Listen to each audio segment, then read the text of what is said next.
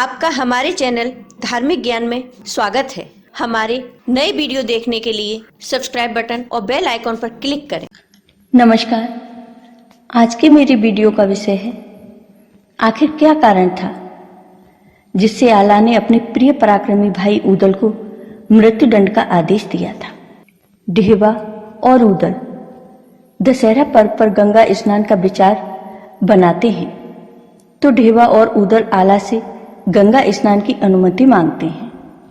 फिर आला से अनुमति लेकर ऊदल डिहवा रूपनवारी के साथ गंगा स्नान पर जाने की तैयारी करने लगते हैं। जब यह बात आला के पुत्र इंदल को पता चलती है कि चाचा ऊदल गंगा स्नान को जा रहे हैं, तो इंदल भी ऊदल के साथ दशहरा मेला देखने की सोचते हैं। जब इंदल अपने चाचा ऊदल से उनको भी साथ ले जाने को कहते हैं तो ऊदल मना कर देते हैं, लेकिन इंदल के ज्यादा जिद करने पर ऊदल इंदल को अपने साथ ले जाते हैं। माहिल ऊदल डिहवा इंदल रूपनवारी के साथ कानपुर के बिठूर घाट पर पहुंचते हैं। वहां स्नान करते हैं। इसके बाद वह मेले में घूमते हैं। आला ऊदल के समय कानपुर के बिठूर घाट पर बहुत बड़ा मेला लगता था, जहां स्नान को दूर दूर से स्त्री पुरुष, राजा रानियां, राजकुमार राजकुमारी आते थे। उसी जगह बुलबुल बुखारी की राजकुमारी चित्ररेखा भी अपनी सहेलियों और सैनिकों के साथ आती हैं। राजकुमारी चित्ररेखा जादुई विद्या और सम्मोहन की विद्या जानती थी। आला के पुत्र इंदल बहुत ही रूपवान थे।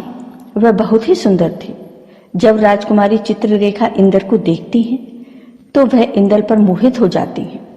वह मन ही मन राजकुमार इंदल से प्रेम करने लगती हैं। राजकुमारी चित्ररेखा अपनी सहेलियों के साथ मिलकर इंदल के हरण की योजना बनाती हैं।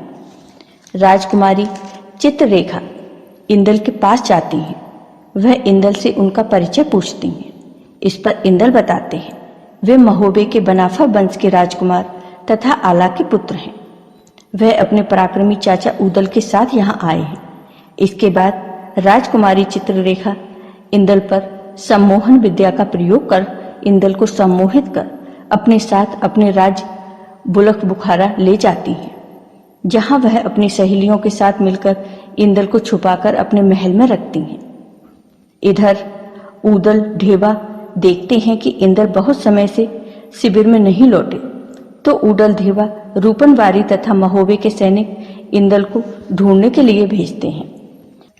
जब यह खबर मामा माहिल को मिलती है कि इंदल कहीं खो गए हैं, मिल नहीं रहे, तो उनके दिमाग में एक कुटिल चाल आ जाती है। वह महोबे के लिए चल पड़ते हैं। महोबे पहुंचकर माहिल आला से कहते हैं कि ऊदल ने इंदल को मार दिया। तुम्हारा इकलौता पुत्र अब तुमको नहीं मिलेगा। इस पर आला मामा माहिल पर क्रोधित होते हैं। वह कहते हैं, अगर आप मामा न होते तो ऊदल के बारे में ऐसा कहने पर मैं आपका शीश काट लेता। इस पर माहिल कहते हैं, कुछ समय रुक जाओ, तुमको खुद पता चल जाएगा। इधर खूब तलाश करने पर भी जब इंदल कहीं नहीं मिलते तो ऊदल महोबे लौट आते हैं। आला जब देखते हैं कि इंदल ऊदल के साथ नहीं है तो वह ऊदल से इंदल के बारे में पूछते हैं। इस पर ऊदल कहते हैं कि इंदल मेले में कहीं खो गया है।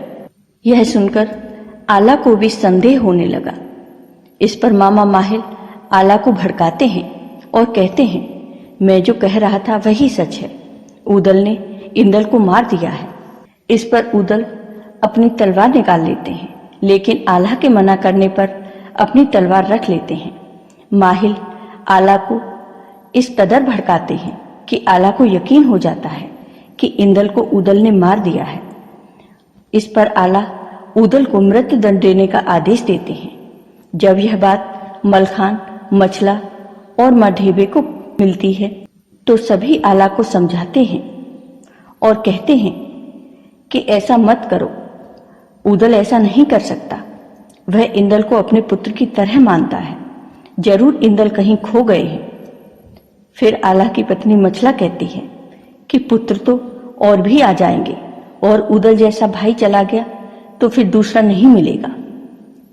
इस पर आला भी सोचने पर मजबूर हो जाते हैं।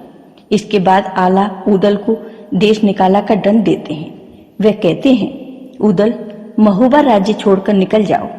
इसके बाद की कहानी मैं आपको अगले वीडियो में बताऊंगी, जिसमें उदल कैसे इंदल की खोज करते हैं और कैसे इंदल को वापस लेकर आते हैं, यह बताऊंगी।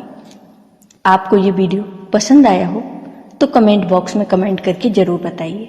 साथ ही मेरे वीडियो को ज़्यादा से ज़्यादा शेयर करिए। धन्यवाद।